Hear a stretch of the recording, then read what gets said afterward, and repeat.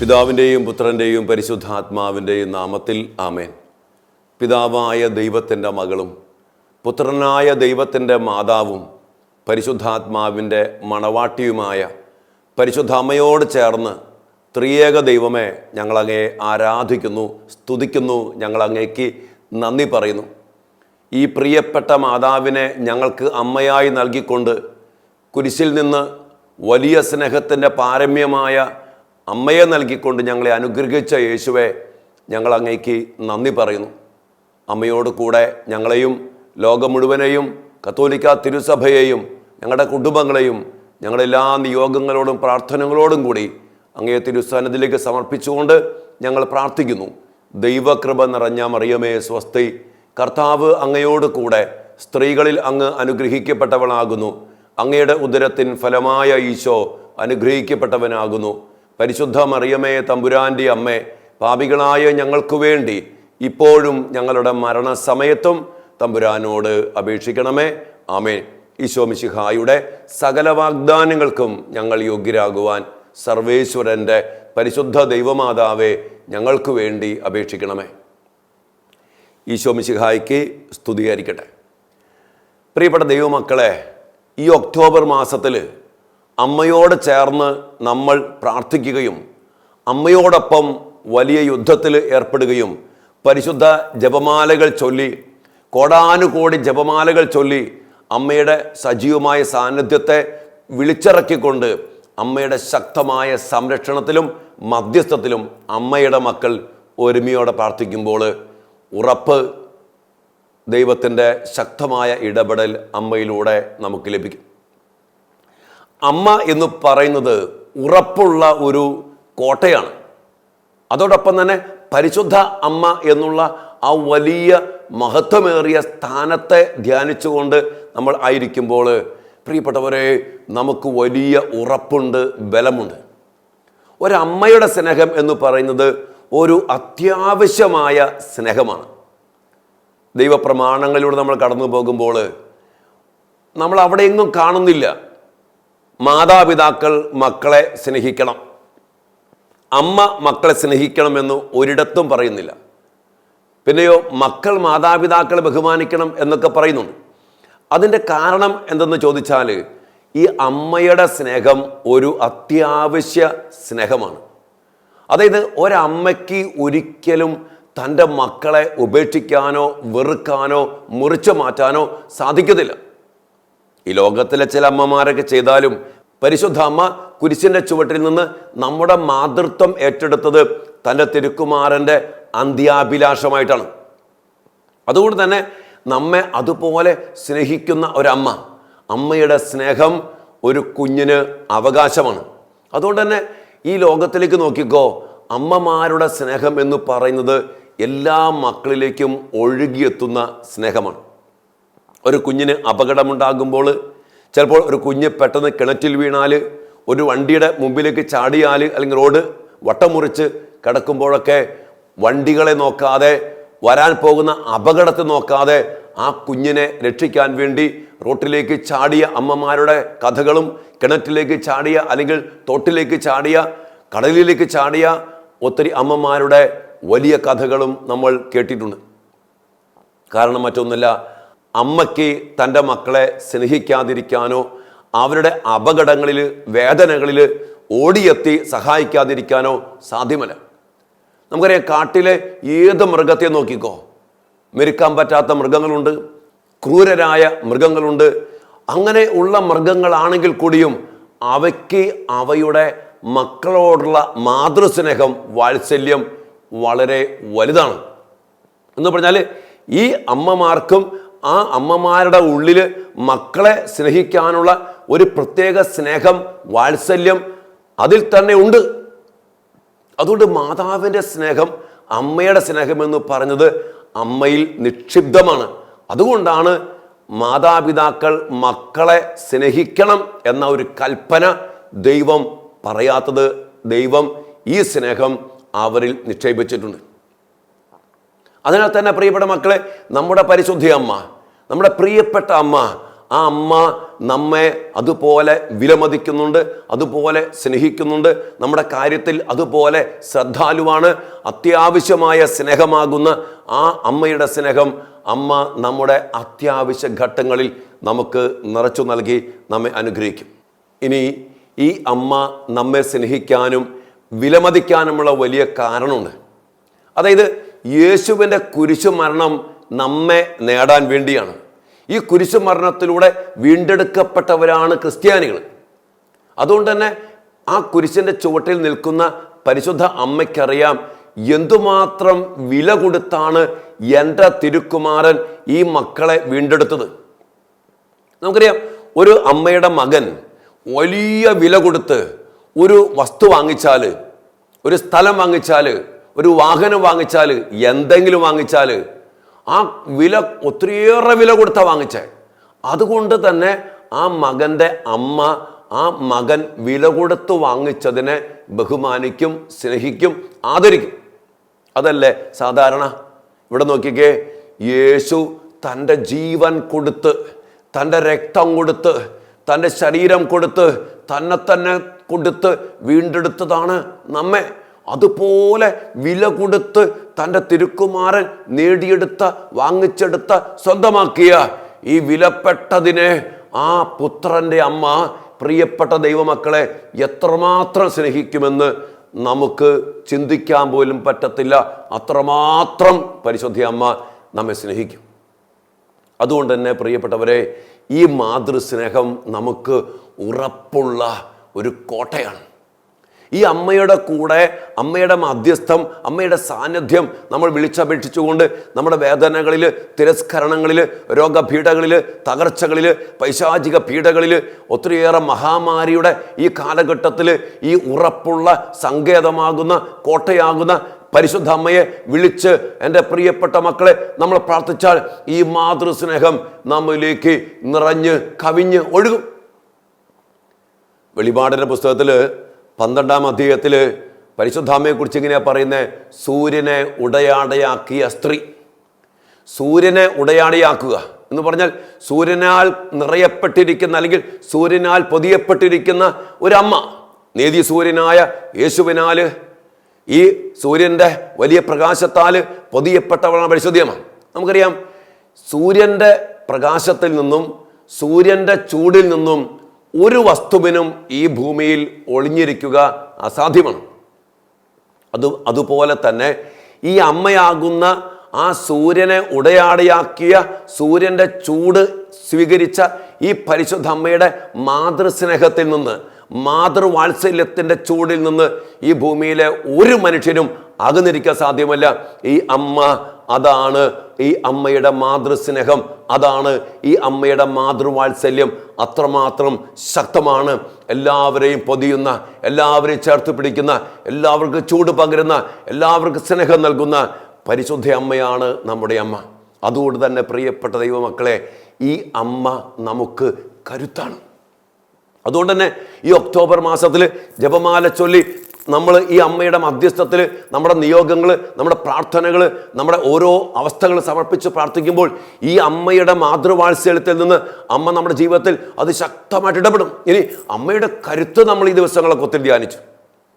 അമ്മയുടെ കരുത്ത്, അമ്മയുടെ കരുത്തിനെ കുറിച്ച് പറയുമ്പോൾ നമ്മൾ ഓരോരുത്തരും സ്വന്തമാക്കേണ്ട ഒരു കരുത്തുണ്ട്. അമ്മയിൽ നിന്ന് സ്വീകരിക്കേണ്ട, അമ്മയിൽ നിന്ന് ആ മാതൃസ്നേഹത്തിൻ്റെ ചൂടിൽ നിന്ന് സ്വന്തമാക്കേണ്ട ഒരു വലിയ കാര്യമുണ്ട്. എന്തെന്നറിയോ? ഈശോയോടുള്ള ആഴമായ ബന്ധം. പരിശുദ്ധ അമ്മയ്ക്ക് ഒത്തിരി വേദനകൾ ഉണ്ടായിട്ടുണ്ട്. വ്യാകുലങ്ങളുടെ നിറവായിരുന്നു പരിശുദ്ധ അമ്മയുടെ ജീവിതം. രക്തസാക്ഷികളുടെ രാജ്ഞി എന്ന് പറയുമ്പോൾ എല്ലാ രക്തസാക്ഷിത്വവും ഒരുമിച്ച് കൂടിയാലും അതിനേക്കാളും വലിയ രക്തസാക്ഷിത്വം വഹിച്ചവളാണ്, സ്വീകരിച്ചവളാണ് പരിശുദ്ധയമ്മ. അമ്മയുടെ സഹനത്തെക്കുറിച്ച് പറയുമ്പോൾ അമ്മയുടെ സഹനം കടൽ പോലെയാണെന്ന് പറയാം. കടലിൻ്റെ വെള്ളം കടലിൻ്റെ ഏത് ഭാഗത്തു നിന്ന് എടുത്താലും അത് ഉപ്പ് രസമാണ്, കയ്പ്പ് രസമാണ്. അതുപോലെ സഹനത്തിൻ്റെ മൂർത്തിഭാവം, അല്ലെങ്കിൽ സഹനത്തിൽ രാജ്ഞി, സഹനത്തിൽ ഏറ്റവും വലിയ ഉന്നതി പ്രാപിച്ചവനാണ് പരിശുദ്ധയമ്മ. ഈ അമ്മയുടെ സഹനത്തിൽ നമ്മൾ ധ്യാനിക്കുന്ന 7 വ്യാകുലങ്ങളുണ്ട്. ഈ 7 വ്യാകുലങ്ങളെക്കുറിച്ച് നമ്മൾ ധ്യാനിക്കുമ്പോൾ വിശുദ്ധരും, വിശുദ്ധ അൽഫോൺസസ് ലിഗോരിയും, വിശുദ്ധ തോമസ് അക്വിനാസും എല്ലാം പറയുന്നുണ്ട്. ഒത്തിരി സഭാപിതാക്കന്മാർ പറഞ്ഞിട്ടുണ്ട്. അതായത് ഈ 7 വ്യാകുലങ്ങളിൽ ഈ അമ്മയുടെ ഈ സഹനത്തിൻ്റെ മഹാസാഗരത്തിൽ നിന്ന് അമ്മയ്ക്കുണ്ടായ ഏറ്റവും വലിയ സഹനത്തെക്കുറിച്ച് പറയുക ഈശോയെ ദേവാലയത്തിൽ വെച്ച് കാണാതെ പോയതാണ്. പരിശുദ്ധ അമ്മയ്ക്ക് പിതാവായ ദൈവം നൽകിയ വലിയൊരു അനുഗ്രഹമായിരുന്നു. തിരുക്കുടുംബത്തെക്കുറിച്ചുള്ള മേരി അഗ്രഡായുടെ ആ പുസ്തകത്തിലും അതോടൊപ്പം തന്നെ വിശുദ്ധ യൗസേപ്പ് പിതാവിൻ്റെ ആത്മീയ ജീവിതയാത്ര എന്നുള്ള പുസ്തകത്തിലും തിരുക്കുടുംബത്തെക്കുറിച്ചുള്ള വലിയ ദൈവിക രഹസ്യങ്ങൾ വെളിപ്പെടുത്തി കിട്ടിയിട്ടുണ്ട്. അവിടെ പറയുകയാണ്, അമ്മയ്ക്ക് ദൈവമായ കർത്താവ് നൽകിയ വലിയ അനുഗ്രഹമാണ് എപ്പോഴും യേശുവുമായിട്ട് ഒരു ആത്മീയ ഐക്യം ദൈവം കൊടുത്തിരുന്നു. യൗസേപ്പ് പിതാവിൻ്റെ കൂടെ മരപ്പണിക്ക് സഹായിക്കാൻ വേണ്ടി ഈശോ വർക്ക്ഷോപ്പിലേക്ക് പോകുമ്പോൾ, ഈശോ എവിടെയായിരിക്കുമ്പോഴും, ദൂരത്തായിരിക്കുമ്പോഴും എവിടെയായിരിക്കുമ്പോഴും അമ്മയ്ക്ക് യേശുവുമായുള്ള ഒരു ആത്മീയമായ ഐക്യം അനുഭവിക്കാൻ സാധിച്ചിരുന്നു. ഈശോയുമായിട്ട് ആത്മാവിൽ സംസാരിക്കാനുള്ള വലിയ ഭാഗ്യം അമ്മയ്ക്കുണ്ടായിരുന്നു.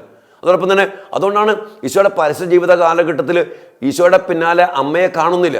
കാരണം അമ്മയ്ക്ക് സദാസമയവും ഈശോയുമായിട്ട് ആത്മീയമായ ഒരു ഐക്യം ഉണ്ടായിരുന്നു. ആത്മീയമായിട്ട് സംഭാഷിക്കാനും സ്നേഹിക്കാനും സാന്നിധ്യം അനുഭവിക്കാനുമുള്ള വലിയ ഭാഗ്യം സിദ്ധിച്ചിരുന്നു. അതുകൊണ്ട് അമ്മ പരസ്യ ജീവിതത്തിൽ ഈശോയുടെ കൂടെ ഇല്ല, നമ്മൾ കാണുന്നില്ല.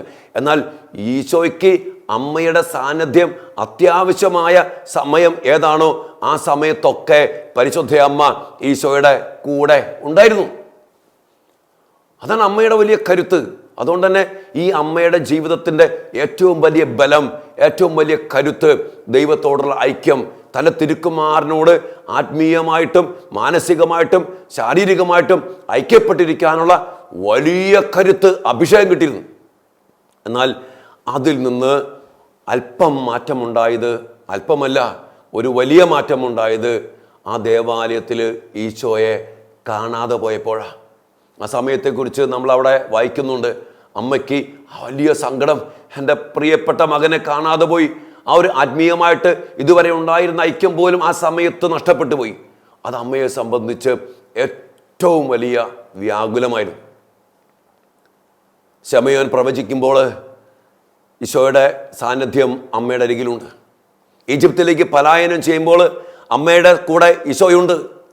കുരിശിൻ്റെ പിന്നാലെ ഈശോയുടെ ആ കുരിശിൻ്റെ പിന്നാലെ അമ്മ കടന്നു വരുമ്പോൾ ഈശോ അമ്മയുടെ കൂടെയുണ്ട്. ആ കുരിശിൻ്റെ ചുവട്ടിൽ ഈശോ കുരിശിൽ തറയ്ക്കപ്പെടുമ്പോൾ അമ്മ ഈശോയുടെ കൂടെയാണ്. ഈശോ കുരിശിൽ കിടന്ന് മരിക്കുമ്പോഴും ഈശോ അമ്മയുടെ കൂടെയുണ്ട്. ആ മടിയിൽ കിടത്തുമ്പോഴും ഈശോ അമ്മയുടെ മടിയിലുണ്ട്. ഈശോയെ സംസ്കരിക്കുമ്പോഴും മാതാവിൻ്റെ സാന്നിധ്യത്തിൽ ഈശോയുണ്ട്, അല്ലെങ്കിൽ ഈശോയുടെ സാന്നിധ്യം മാതാവിൻ്റെ കൂടെയുണ്ട്. എന്നാൽ ദേവാലയത്തിൽ ഈശോയെ കാണാതെ പോകുമ്പോൾ അമ്മയുടെ കൂടെ ഈശോ ഇല്ല. അതായിരുന്നു പ്രിയപ്പെട്ട ദൈവമക്കളെ അമ്മയുടെ ഏറ്റവും വലിയ വ്യാകുലം. നമ്മുടെ ജീവിതത്തിൽ നമുക്ക് അമ്മയിൽ നിന്ന് പഠിക്കേണ്ട, അല്ലെങ്കിൽ നമുക്കുണ്ടായിരിക്കേണ്ട വലിയ ഒരു സങ്കടമാണ് മക്കളെ ഈശോ നമുക്ക് നഷ്ടപ്പെട്ടു പോകുന്ന ആ ഒരു സംഭവം. ഈശോയുടെ വചനത്തിൽ നിന്ന് അകന്നു പോകുമ്പോൾ, കർത്താവിൻ്റെ സാന്നിധ്യം നമുക്ക് നഷ്ടപ്പെട്ടു പോകുമ്പോൾ അത് നമ്മെ ഒത്തിരിയേറെ വേദനിപ്പിക്കണം. അതുകൊണ്ട് അമ്മയുടെ സാന്നിധ്യം യേശുവിന് നൽകുന്ന സാന്നിധ്യമാണ്. അമ്മയുടെ കൂടെ യേശുവുണ്ട്. അതുകൊണ്ട് തന്നെ അമ്മയുടെ മാധ്യസ്ഥം അത്രമാത്രം ശക്തമാണ്. ഈശോ പല വിശുദ്ധരോടും ഇങ്ങനെ പറഞ്ഞിട്ടുണ്ട്, എൻ്റെ അമ്മ എനിക്കൊന്നും നിഷേധിച്ചിട്ടില്ല, ആയതിനാൽ എൻ്റെ അമ്മ പറയുന്നതൊന്നും നിഷേധിക്കാൻ എനിക്ക് സാധ്യമല്ല. ഇതാണ് അമ്മയുടെ മധ്യസ്ഥത്തിൻ്റെ കരുത്ത്. ഈ ഒക്ടോബർ മാസത്തിൽ ജപമാല ചൊല്ലി മാതാവിൻ്റെ സാന്നിധ്യം വിളിച്ചിറക്കി അമ്മയോട് ഇത്രമാത്രം നമ്മെ സ്നേഹിക്കുന്ന, ഇത്രമാത്രം നമ്മെ വിലമതിക്കുന്ന, നമ്മുടെ കൂടെ വസിക്കുന്ന ഈ അമ്മയോട് നമ്മൾ എന്തിനെങ്കിലും വേണ്ടി പ്രാർത്ഥിക്കുമ്പോൾ ഈ അമ്മ തൻ്റെ ശക്തി, തൻ്റെ കരുത്ത്, തൻ്റെ അഭിഷേകത്തിൻ്റെ നിറവിൽ നിന്ന്, യേശുവുമായുള്ള അഭേദ്യമായ ബന്ധത്തിൽ നിന്ന് നമുക്ക് നൽകിക്കൊണ്ട് പ്രിയപ്പെട്ട എൻ്റെ ദൈവമക്കളെ നമ്മെ, നമ്മുടെ കുടുംബത്തെയും ലോകത്തെയും അനുഗ്രഹിക്കും. അതുകൊണ്ട് തന്നെ ഈ അമ്മയുടെ മധ്യസ്ഥം നമ്മൾ ശക്തമായിട്ട് പ്രാർത്ഥിക്കണം. അമ്മയുടെ മധ്യസ്ഥം യാചിച്ചാൽ വിശുദ്ധ ബെർണാർഡ് പറഞ്ഞതുപോലെ അമ്മയുടെ സഹായം അപേക്ഷിച്ചവരിൽ ഒരുവൻ പോലും ഉപേക്ഷിക്കപ്പെട്ടതായി ലോകത്തിലെ കേട്ടിട്ടില്ല. That's A power. അതാണ് കരുത്ത്, അതാണ് ശക്തി. ആ കാനായിലേക്ക് നോക്കിക്കേ. ഖാനായിലെ കല്യാണം വിരുന്ന്, അമ്മയുടെ സാന്നിധ്യം, അമ്മയുടെ ഇടപെടൽ. അമ്മ ഇടപെട്ടപ്പോൾ തിരുക്കുമാരന് അത് നിഷേധിക്കാൻ കഴിയത്തില്ല. അതാണ് ഈശോ പറഞ്ഞേ, എൻ്റെ അമ്മ എനിക്കൊന്നും നിഷേധിച്ചിട്ടില്ല. ഇതാ കർത്താവിന് ദാസി നിന്റെ ഹിതം പോലെ എന്നിൽ സംഭവിക്കട്ടെ എന്ന് പറഞ്ഞ അന്ന് മുതൽ എൻ്റെ അമ്മ ഒന്നും എനിക്ക് നിഷേധിച്ചിട്ടില്ല. അമ്മ എൻ്റെ കൂടെ ഉണ്ടായിരുന്നു. എൻ്റെ കുരിശിൻ്റെ വഴിയിൽ, എൻ്റെ കുരിശിൻ്റെ ചുവട്ടിൽ, എൻ്റെ രക്ഷാകരമായ കുരിശ് മരണത്തിൽ എൻ്റെ അമ്മ എൻ്റെ കൂടെ ഉണ്ടായിരുന്നു. തളരാതെ, വിട്ടുപേക്ഷിക്കാതെ എൻ്റെ കൂടെ എന്നെ ബലപ്പെടുത്തി, എന്നെ ശക്തിപ്പെടുത്തി, എനിക്ക് വേണ്ടി ജീവിതം അർപ്പിച്ച എൻ്റെ അമ്മയുടെ ഒരു യാചനയും നിരസിക്കാൻ എനിക്ക് സാധ്യമല്ലെന്ന് ഈശോ പറഞ്ഞത്. അതുകൊണ്ട് പ്രിയപ്പെട്ട മക്കളെ, ഈ ഒരു വിശ്വാസത്തിൻ്റെ ഉറപ്പിൽ നിന്ന് വേണം നമ്മൾ അമ്മയോട് പ്രാർത്ഥിക്കാൻ. അമ്മയുടെ സാന്നിധ്യത്തിൽ അതുപോലെ വിളിച്ചപേക്ഷിക്കുമ്പോൾ നമ്മുടെ ജീവിതത്തിൽ, കുടുംബത്തിൽ വലിയ ശക്തി, അഭിഷേകം നിറയും. എലിസബത്തിൻ്റെ കുടുംബത്തിലേക്ക് നോക്കിക്കേ. എലിസബത്തിൻ്റെ കുടുംബം, പരിശുദ്ധ അമ്മ കടന്നു വരുമ്പോൾ വാർദ്ധക്യത്തിലായിരിക്കുന്ന സഖറിയ, എലിസബത്ത് ഉദരത്തിൽ വഹിക്കുന്ന, വാർദ്ധക്യത്തിൽ ഉരുവായ 6 മാസം പ്രായമായ ആ ഉദരത്തിൽ കിടക്കുന്ന സ്നാപയോഹന്നാൻ. ഒരു പ്രത്യേക അവസ്ഥയാണ് കുടുംബം. ഒന്ന് ശരിക്കും ധ്യാനിച്ചാൽ മതി. നാണക്കേടിൻ്റെയും മാനക്കേടിൻ്റെയും ഒരവസ്ഥയിൽ പുറത്ത് കാണപ്പെടാത്ത രീതിയിൽ ഒളിച്ചിരിക്കുന്ന പോലെ കഴിയുന്ന കുടുംബമാണ്. ആ സമയത്ത് ഈ അമ്മയുടെ സാന്നിധ്യം, അമ്മയുടെ കൂടെ ആരുണ്ട്? ഈശോ ഉണ്ട്. ഈശോ ഉണ്ട്. അമ്മയുടെ ഏറ്റവും വലിയ കരുത്താണ് മക്കളെ, യേശുവിൻ്റെ സാന്നിധ്യമുള്ളവൾ പരിശുദ്ധ അമ്മ. ആ അമ്മ എലിസബത്തിൻ്റെ ഭവനത്തിലേക്ക് കടന്നു വന്നപ്പോൾ അവിടെ സംഭവിക്കുന്നത്, ഈ എലിസബത്ത് പരിശുദ്ധാത്മാവ് നിറഞ്ഞവളായി. ഉദരത്തിൽ വഹിക്കുന്ന ആ കുഞ്ഞ് സന്തോഷത്താൽ കുതിച്ചു ചാടി. സഖറിയായ്ക്കും വലിയ സന്തോഷം പറയേണ്ടതില്ല. ആ കുടുംബത്തിൽ 3 മാസം. അതാണ് അമ്മയുടെ സ്വഭാവം. ആവശ്യം കണ്ടറിഞ്ഞ്, അമ്മയുടെ സ്വഭാവം ആവശ്യം കണ്ടറിഞ്ഞ് ഇടപെടുന്ന സ്വഭാവമാണ്. ഈശോയുടെ പരസ്യ ജീവിത കാലഘട്ടത്തിൽ അത്ഭുതങ്ങൾ ചെയ്തപ്പോൾ മറ്റ് പല കാര്യങ്ങളും ഈശോ അറിയപ്പെടുന്ന കാലഘട്ടം ഉണ്ടായിരുന്നു. അവിടെ ഒന്നും അമ്മയുടെ സാന്നിധ്യം കാണുന്നില്ല. അമ്മ കൂടെ ഇല്ലാഞ്ഞിട്ടില്ല. ഞാൻ പറഞ്ഞു, ഈ ആത്മീയ സാന്നിധ്യം ഉണ്ടായിരുന്നു. എന്നാലും അവിടെയൊന്നും അതിൽ പങ്കുപറ്റാനല്ല. അമ്മ നമ്മുടെ വേദനയിൽ, നമ്മുടെ സങ്കടത്തിൽ, നമ്മുടെ ഇല്ലായ്മയിൽ അമ്മ കടന്നു വരും. വീണ്ടും ആ സ്നാപയോഹന്നാൻ ജനിക്കുമ്പോൾ അമ്മ അവിടെ ഇല്ല. അതിനു വേണ്ട കാര്യങ്ങളെല്ലാം ഒരുക്കി സഹായിച്ച്, അതോടൊപ്പം തന്നെ ആ ഒരു വലിയ സഹായം, ആ ഒരു വലിയ സാന്നിധ്യം കൊണ്ട് അനുഗ്രഹിച്ചിട്ട് യോഹന്നാൻ ജനിക്കുമ്പോൾ ആളുകൾ കൂടും, എല്ലാവരും അത്ഭുതപ്പെടും. ആ അത്ഭുതത്തിൻ്റെ മഹത്വത്തിൽ അമ്മയെ നമ്മൾ കാണുന്നില്ല. ഇതാണ് അമ്മയുടെ സ്വഭാവം. അതുകൊണ്ട് പ്രിയപ്പെട്ട ദൈവമക്കളെ, ഈ അമ്മയെ അതുപോലെ അറിഞ്ഞ്, ഈ അമ്മയുടെ ശക്തി തിരിച്ചറിഞ്ഞ്, ഈ അമ്മയുടെ മാധ്യസ്ഥത്തിൻ്റെ കരുത്ത് തിരിച്ചറിഞ്ഞ്, ഈ അമ്മയുടെ മാതൃസ്നേഹത്തിൻ്റെ സാന്നിധ്യം തിരിച്ചറിഞ്ഞ് നമ്മൾ ഈ ദിവസങ്ങളിൽ പ്രാർത്ഥിക്കുകയും, ഈ ദിവസങ്ങളിൽ എന്നല്ല എന്നും നമ്മൾ ശക്തമായിട്ട് അമ്മയുടെ മാധ്യസ്ഥത്തിൽ പ്രാർത്ഥിക്കണം. എൻ്റെ പ്രിയപ്പെട്ടവരെ, ഈ ആധുനിക കാലഘട്ടത്തിൽ നമ്മുടെ സഭയ്ക്ക് വേണ്ടി, വിശ്വാസത്തിന് വേണ്ടി ശക്തമായിട്ട് പ്രാർത്ഥിക്കേണ്ട കാലഘട്ടമാണ്. നമ്മൾ ഈ ദിവസങ്ങളിൽ, ഈ കാലഘട്ടങ്ങളിൽ അധിനിവേശത്തിൻ്റെയും ഭീകരപ്രവർത്തനത്തിൻ്റെയും അതോടൊപ്പം തന്നെ അഭയാർത്ഥി പ്രശ്നത്തിൻ്റെയും അതുമായിട്ട് സംഭവിക്കുന്ന ക്രൂരതകളും ഭീകരമായ തീവ്രവാദമായ പല മേഖലകളും നമ്മൾ ഈ ദിവസങ്ങളിൽ കണ്ടുകൊണ്ടിരിക്കുകയാണ്, ലോകം അനുഭവിക്കുകയാണ്. സഭയിലും പല മേഖലകളിലും സങ്കടം ജനിപ്പിക്കുന്ന നിരാശാജനകമായ പല കാര്യങ്ങളും പല രീതിയിലും കടന്നു വരുന്നുണ്ട്. ദൈവവിളികൾ കുറയുന്നു, ദേവാലയങ്ങൾ അടയ്ക്കപ്പെടുന്നു. ഈ മഹാമാരിയുടെ കാലഘട്ടത്തിൽ കൂദാശകൾ നമുക്ക് നിഷേധിക്കപ്പെട്ടിരിക്കുന്ന അവസ്ഥ, പള്ളികൾ അടഞ്ഞു കിടക്കുന്ന അവസ്ഥ. കഴിഞ്ഞ ദിവസം 2 ഫോട്ടോ ഞാൻ കണ്ടു ഫേസ്ബുക്കിൽ. ഒരു ഫോട്ടോ ഇതാണ്, ഫ്ലൈറ്റ്, നിറഞ്ഞിരിക്കുന്ന ഫ്ലൈറ്റ്, അതിൻ്റെ ഇടയിലൂടെ എയർ ഹോസ്റ്റസ് നടന്നു പോകുന്നു. ഫ്ലൈറ്റ് സീറ്റൊക്കെ ഫുള്ളാണ്. തൊട്ട് താഴെ ഒരു പള്ളി, അൾത്താരയുണ്ട്, സീറ്റുകളുണ്ട്, പക്ഷേ ഒരു സീറ്റിലും ആളില്ല, പള്ളിയിൽ ഒരുത്തനുമില്ല. ഇതെന്താണ് പഠിപ്പിക്കുന്നത് എന്ന് ചോദിച്ചുകൊണ്ട് ഒരു നോട്ട് അടിയിൽ. എൻ്റെ പ്രിയപ്പെട്ടവരെ, ഇന്ന് ദേവാലയങ്ങൾ ശൂന്യമായിരിക്കുന്നു, ബലിപീഠങ്ങൾ ശൂന്യമായിരിക്കുന്നു. ഇവിടെ നമ്മൾ ഈ അമ്മയോട് ശക്തമായിട്ട് പ്രാർത്ഥിക്കണം. സഭ ക്രിസ്തുവിൻ്റെയാണ്. ക്രിസ്തുവിൻ്റെ സഭ പത്രോസാകുന്ന പാറമേൽ സ്ഥാപിക്കപ്പെട്ടിരിക്കുന്നു. നീ ജീവിക്കുന്ന ദൈവത്തിൻ്റെ പുത്രനായ ക്രിസ്തുവാണെന്ന് പറഞ്ഞ പത്രോസാകുന്ന പാറമേൽ ക്രിസ്തു തൻ്റെ സഭയെ സ്ഥാപിച്ചിരിക്കുന്നു. സഭ യേശുവിൻ്റെ മൗതിക ശരീരമാണ്. പരിശുദ്ധ അമ്മ ഈ ഭൗതിക ശരീരത്തെ മടിയിൽ കിടത്തിക്കൊണ്ട് സഭയാകുന്ന മുറിവേറ്റ തന്റെ തിരുക്കുമാരനെ മടിയിൽ കിടത്തുന്ന അമ്മ ഇന്നും മുറിവേറ്റ സഭയെ തൻ്റെ മടിയിൽ കിടത്തിക്കൊണ്ട് വേണ്ട പരിപാലനയും പരിലാളനയും പരിചരണവും നൽകണം. അതുപോലെ ഇന്ന് വിശ്വാസ ജീവിതത്തിൽ മുറിവേറ്റിട്ടുണ്ട്. അതുകൊണ്ട് തന്നെ പ്രിയപ്പെട്ട മക്കളെ, ഈ കാലഘട്ടത്തിൽ സഭയ്ക്ക് വേണ്ടി, അധികാരികൾക്ക് വേണ്ടി, നമ്മുടെ വിശ്വാസ ജീവിതത്തിന് വേണ്ടി നമ്മൾ പരിശുദ്ധ അമ്മയോട് ശക്തമായിട്ട് പ്രാർത്ഥിക്കണം. ക്രിസ്തുവിൻ്റെ ഭൗതിക ശരീരം ഒത്തിരിയേറെ മുറിവേറ്റുകൊണ്ടിരിക്കുക. ഒത്തിരിയേറെ പാപകരമായ പ്രമാണ ലംഘനങ്ങൾ, ഒത്തിരിയേറെ തിന്മയുടെ മ്ലേച്ഛ പ്രവൃത്തികൾ, ഗർഭചിത്രം, ഗേ മാരേജ്, ലിവിങ് ടുഗദർ, ജഡിക പാപങ്ങൾ, അതോടൊപ്പം തന്നെ സഭയ്ക്കെതിരെ വരുന്ന ഭീകരാക്രമണങ്ങൾ, അധിനിവേശങ്ങൾ, അഭയാർത്ഥികൾ എന്ന പേരിൽ കടന്നു വന്നിട്ട് ഓരോ മക്കളെ കൊന്നൊടുക്കുന്ന പിശാചിൻ്റെ പ്രവൃത്തികൾ, ഇതെല്ലാം കൊണ്ട് ഇന്ന് ഈ ലോകം, സഭ, ദൈവത്തിൻ്റെ മക്കൾ ഒത്തിരി മുറിവേൽക്കുമ്പോൾ ഈ മുറിവേൽക്കുന്നത് മുഴുവൻ ക്രിസ്തുവിൻ്റെ ഭൗതിക ശരീരത്തിനാണ്. ക്രിസ്തുവിൻ്റെ ശരീരത്തെ, ക്രിസ്തുവിനെ ഇതുപോലെ സ്നേഹിക്കുന്ന അമ്മ ആ ക്രിസ്തുവിലായിരിക്കുന്ന നമ്മയും യേശുവിൻ്റെ ഭൗതിക ശരീരത്തിലെ അവയവങ്ങളായ നമ്മയും അതുപോലെ സ്നേഹിക്കുന്നുണ്ട്.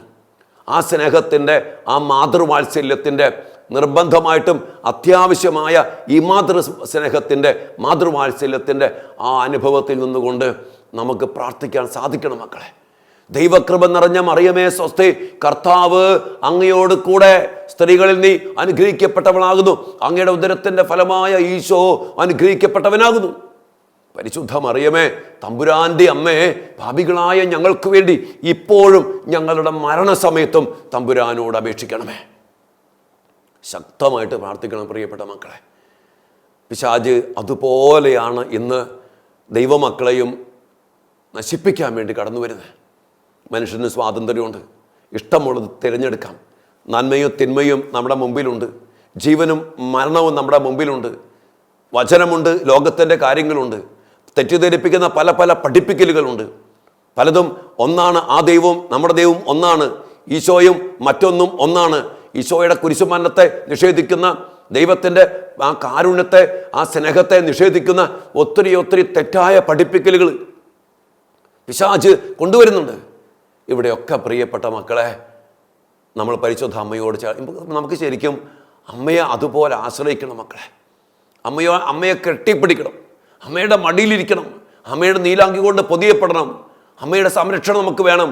അമ്മ നമ്മുടെ ജീവിതത്തിൽ, കുടുംബത്തിൽ ഇടപെടണം. നമ്മുടെ യുവമക്കൾ, വിശ്വാസത്തിൽ നിന്ന് അകന്നു പോകുന്ന മക്കൾ, തിന്മയുടെ പിന്നാലെ പോകുന്ന മക്കൾ, മദ്യത്തിൻ്റെ പിന്നാലെ പോകുന്ന മക്കൾ, വിവാഹ മോചനത്തിൻ്റെ പിന്നാലെ പോകുന്ന മക്കൾ, ദൈവം പറഞ്ഞ കൽപ്പനകൾക്ക് അനുസരിച്ചല്ലാതെ വിവാഹത്തിലേക്ക് കടന്നു വരുന്ന മക്കൾ, എൻ്റെ പ്രിയപ്പെട്ടവരെ, എല്ലാം കൊണ്ടും ആകപ്പാടെ കലുഷിതമായിരിക്കുന്ന ഈ സഭ, ഈ ലോകത്തിൻ്റെ ഈ അവസ്ഥയിൽ നമുക്കൊറ്റ കാര്യമുള്ളൂ, ആശ്രയിക്കാൻ ഉറപ്പുള്ള സങ്കേതമാകുന്ന മാതൃസ്നേഹം, ഉറപ്പുള്ള കോട്ടയാകുന്ന മാതൃത്വത്തിൻ്റെ സംരക്ഷണം.